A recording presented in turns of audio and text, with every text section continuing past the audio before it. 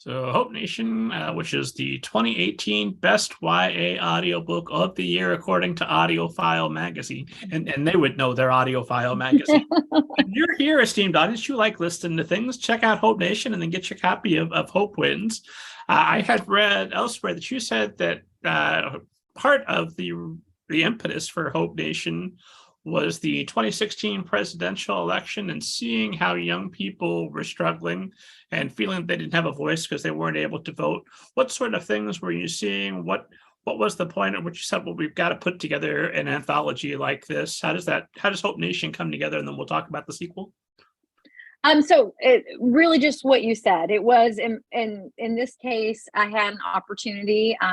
I'd done I do a lot of freelance writing for publishers and have for a very long time. Basically what I do, I create lots of different things, but I often work on new books that they have coming out. I'll work with the marketing team to create educational materials to support that book. And so with one particular publisher who I had done a lot of work for, many of his authors, he reached out to me one day and asked me if he literally cold called me, which I just made me laugh because that's not for anybody who's wanting to be published. People work really hard and they can write amazing things, and it doesn't mean they're gonna, that's gonna happen. So I recognize, first of all, that was somewhat ridiculous, and I was super privileged in having that happen to me. He was super also disappointed because after he asked me if I wanted to work together and collaborate on a book, I told him no, thank you. And I think it was not what he was expecting. I wasn't sure if he thought I had like a YA novel in a desk drawer that I was pining to get published, but I didn't. And I also recognized that, I didn't want to just jump on and take advantage of that privilege and knock something out quickly, because I really felt and still feel that, like, if you're writing something, you've got a story you want to tell. And I wasn't sitting with a story that I felt called to tell. So we ended the conversation with the agreement that I was going to think about if there was something I wanted to do. And it just so happened that President Obama gave his farewell address. And, his whole campaign was based on hope. And as a hoper myself, it got me thinking about that. It got me thinking about, like, again, those same students I've already talked about a little bit that have had really hard lives. And just like the books in my classroom that kids would want to check out. And, primarily it was a lot of fiction, which is great. I kind of gravitate toward fiction myself, but sometimes kids would want nonfiction. They, back then, those chicken soup books were so super popular. And I realized the reason kids wanted them, the idea was that they were supposed to all be nonfiction. I wonder about that sometimes, but it doesn't really matter. They gave kids something, right? Inspired them, gave them hope. And, that got me thinking about wanting something like that. So in thinking about those two things coming together, thinking about what was happening in my own personal life, literally, like, the election had just happened. I had two young women in my life that are super important to me, that were struggling because they were both 17 years old honestly in a very red state, and they felt like they didn't have a voice. They didn't have a vote yet. And it wasn't that I wanted to make a big political statement. That really wasn't the case, because I hope in both cases with both books, well, certainly Hope Wins, but even with Hope Nation, which was inspired by the election, this was not necessarily meant to just be like a resistance book. Though those are fine books, I wanted something that was even more universal. I just wanted kids to recognize that, like, everyone has difficult times, and, kids feel so much, young people, teens feel so much. And often we dismiss how their emotions. And, I think the difference between them and us is simply experience. And so, we as adults have more life experience. We've been through hard things that we've overcome, and we go into the next hard thing. And that's the nature of the cycle of life, right? But young people, in many cases, haven't had those things, or they're facing them for the first time. And so that's really what inspired me to create something like that. When I first when he approached me, and then I got back with him, I think he thought that I was going to write a whole book about hope. And I was like, oh, no. First of all, no kid wants to read that. They don't know who the heck I am. And I don't know that I have that much to say, but I really like the idea of unlike the chicken soup books where it was these anonymous writers, people that they didn't know, I thought about um, the people that write books already for young people, and unlike their fiction, because these are all fiction writers, I want them to kind of sit and have a quiet moment with themselves and think about, like, hey, what in my life has been hard, or what is the thing that I've really had to work at to overcome. And I gave them a lot of free range, and I asked them to sit with that and use that to really kind of inspire telling something about their own experience. And that's how Hope Nation happened. And then all of that, and it was it's been really wonderful to see what people have done with that book. And as you mentioned, I was so surprised and delighted that it was a finalist for the audiobook of the year for the YA category. And I will say, if you like to read books with your ears, the audiobook, actually both books, but Hope Nation is outstanding. And it's a full cast, and Penguin Random House Audio just did a brilliant job with the selection of the narrators, and it's just really, really well done. I still, on occasion, when I need a little boost of hope, I will listen to a selection or two. I just kind of mix it up, and so that really was great. But so Hope Wins was born. I know you didn't really ask this, but it seems like a good place to kind of transition to it. So that's what inspired the first one, and then a little time has passed, and I wasn't, I really thought it was a one and done thing. I'm far more comfortable championing other people's books than I am, creating my own. But as an editor, you're kind of in a unique place because these are not my stories. I'm the ambassador of these stories, and it is my idea. I'm the one who works with the writers to get the stories from them, and in some cases I'm working very closely with the contributors. In some cases it's a little more hands-off. The approach is interesting. I learned a lot from doing Hope Nation and how to approach the writers for Hope Wins. So I was able to kind of streamline things a little bit from what I learned. I will say, anytime you're working with a bunch of authors, it's like herding cats because they're all over the place. Creatives often are, but it's a really beautiful thing. And, the thing that I try to really be mindful of is that all of these writers in both collections are people who are, they're busy writing their own stories. And so what a generous thing to pause that work and take some time to do some personal reflection and then write about it and share it in these very generous ways. Both books are books that are what I call my projects for good. So they're done with intent. Hope Nation was done where each of us had a charity of choice that we were essentially working for. And so with the publication of that book, we were able to support with Penguin Young Readers support as well. They matched that money.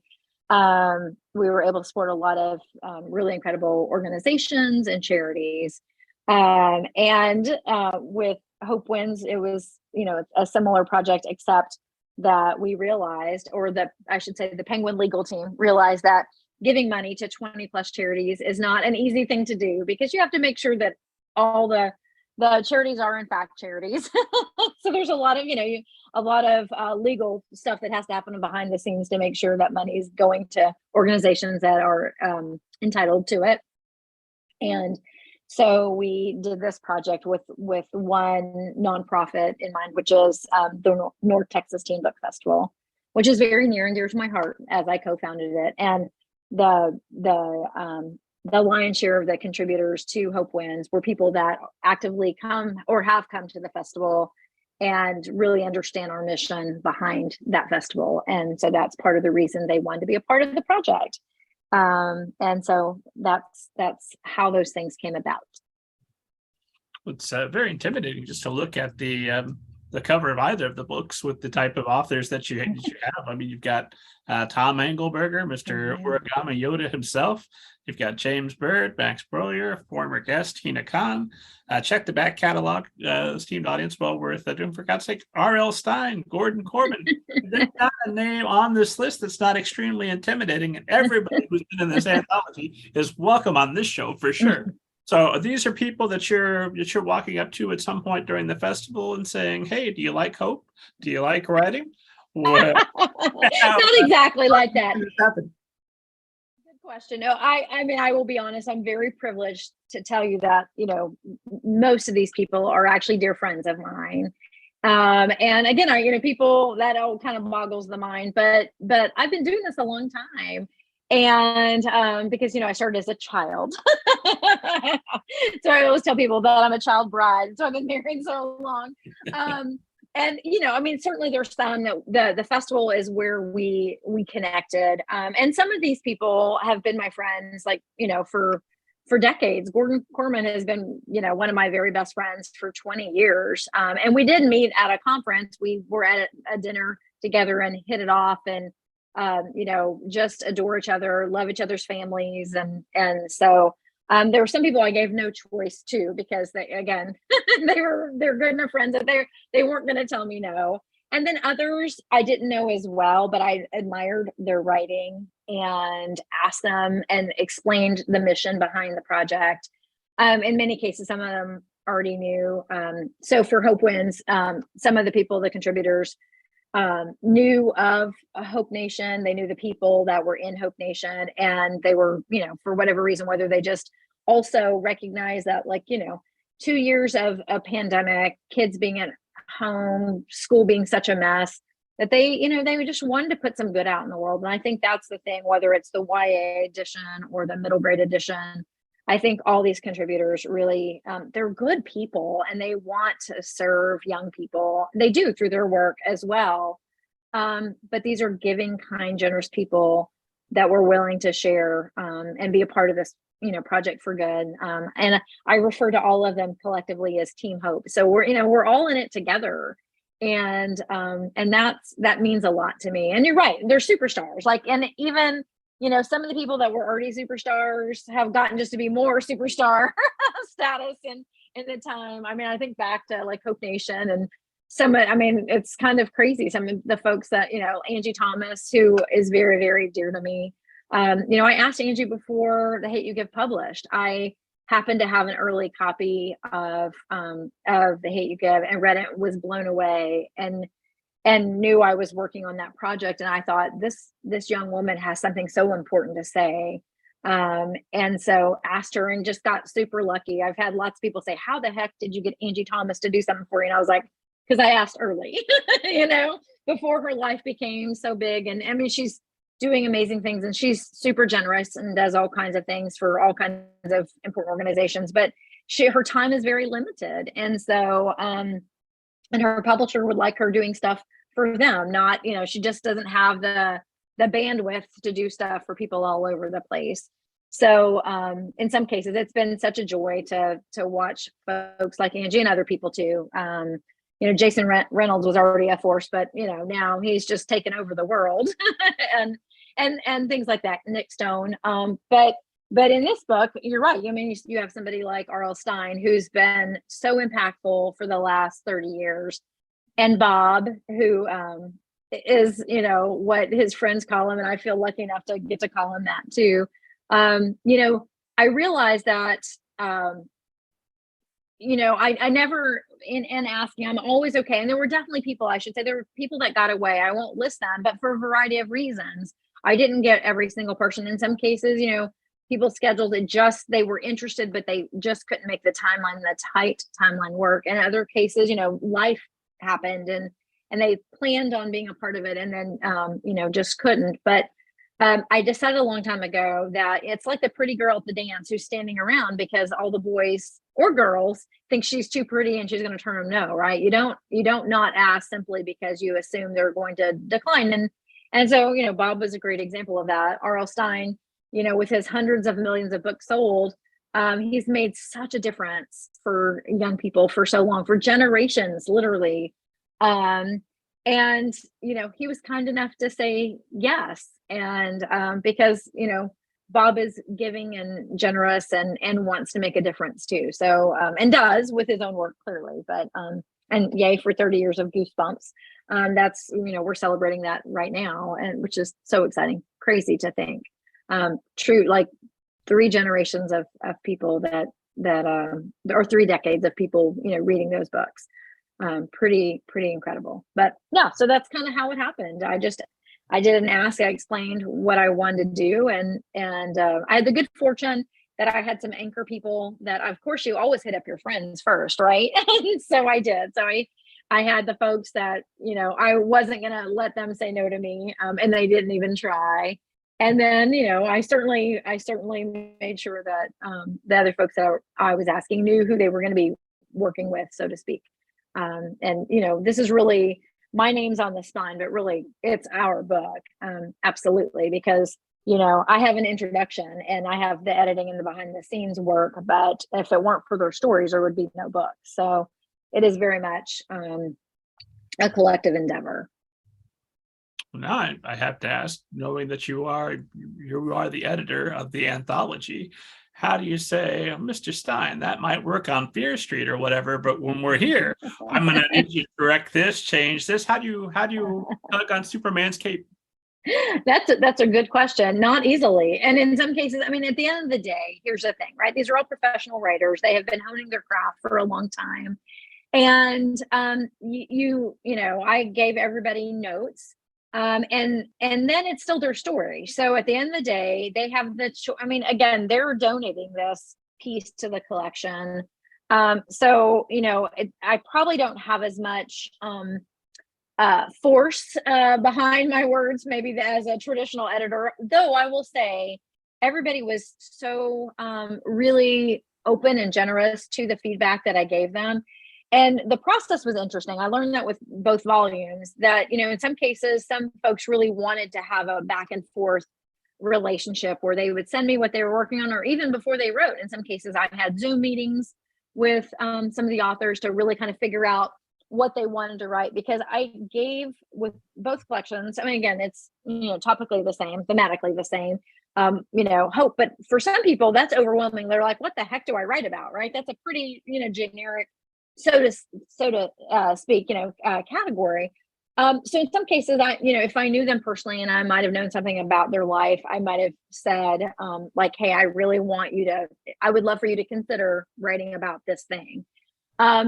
And then some of them, they're like, okay, got the assignment, like, get out of my way, let me do the thing. So I had really a range of how much I interacted with the creation of what they were doing. Then once they turned the stories in, I gave everybody notes. I read over it. And to be clear, I did have an in-house editor at Penguin. Jill Santapalo worked with me for Hope Wins. And so I would make my notes, and then Jill and I would send her my notes, and she'd look over them, and largely we agreed. And she might add something, or she might say, maybe clarify something that she felt like it was missing. But by and large, she let me just lead the way. And then once we got a second, slightly adjusted or more polished copy, then we would, then it went on to the other phases, the copy edits and all that kind of stuff. But every author handled it differently. But really, they were really so gracious and willing to take my feedback. And mostly it was, nobody turned in a mess. I was very lucky in that regard. It wasn't like a sloppy copy. So it was more like, hey, can you elaborate on this? Or can you insert yourself here more about like when you were a kid, that kind of thing. There were a couple places like that where what folks wrote, I felt like was missing it needed a little more reflection about childhood. Because the stories themselves are kind of all over the place. Some of them are direct reflections on childhood. Some of them start with childhood and then, connect to current day. There are some where they're really talking about themselves today, but speaking to kids about their experiences now. So it really did vary from person to person. And I was just lucky because they're all really nice people. There's no a-holes in the group, so that helps. No, even again, people with a lot of success, no arrogance. And that's a lovely thing. Well, I would love to think, because esteemed audience, I love authors. I would love to think that every successful writer ever is also a wonderful person, but there are too many large examples of that not being true. But usually it's the one or two big examples. By and large, book people really are the world's best people. They are, absolutely. They truly are. Again, I will say it again, no a-holes in either of these books. I mean, they're just nice people, lovely people that like doing work for kids. I mean, it is their job, and I think that's the thing that often people forget. And I try to be mindful of that. Like, this is work for them. I mean, writing books and publishing, like that is their for many of them, that is their day job. And if it's not their day job, it's a second job. And so, they are professionals, but they do it because they feel called to do it. And I think people that want to put out good in the world for kids are generally good people. Again, there's every rule has an exception, but I think those are very few and far in between. So now Hope Wins is out in the world newly. Hope Nation's been out for a while. Mm-hmm. You have been dealing hope, as was the plan. What have been some of your favorite reader responses? Oh my gosh, I get brought to tears easily. Just yesterday, there's a young man, I believe. I need to apologize. I shouldn't assume this person's gender.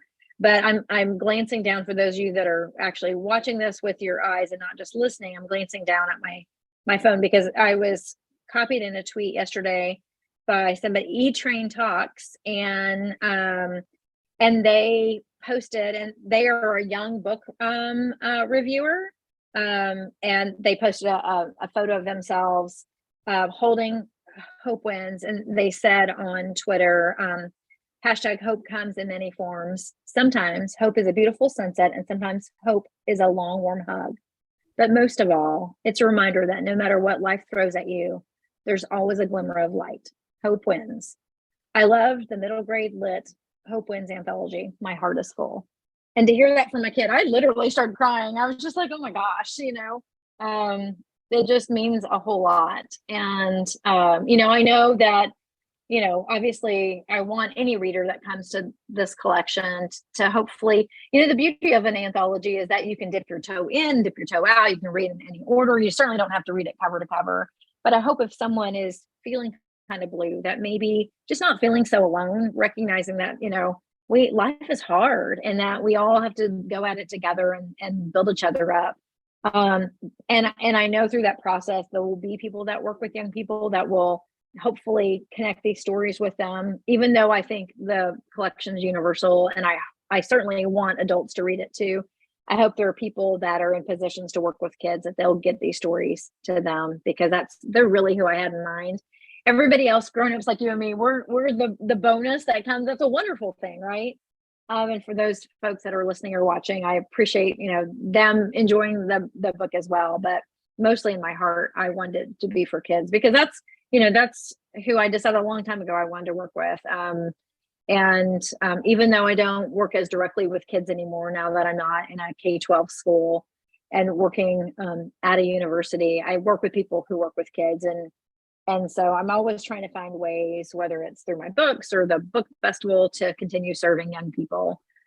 Because, I then insert all the cliches, children are the future and all those kinds of things, but it's all true. I mean, it's cliched for a reason. It's, there's truth in every bit of it. And I think, I have all the hope in the world in young people. I think this generation of young people are kinder and better than we certainly were, and are. And so I think they have an opportunity to make the world better. And I'm getting older by the day, so I appreciate any which way they make the world better.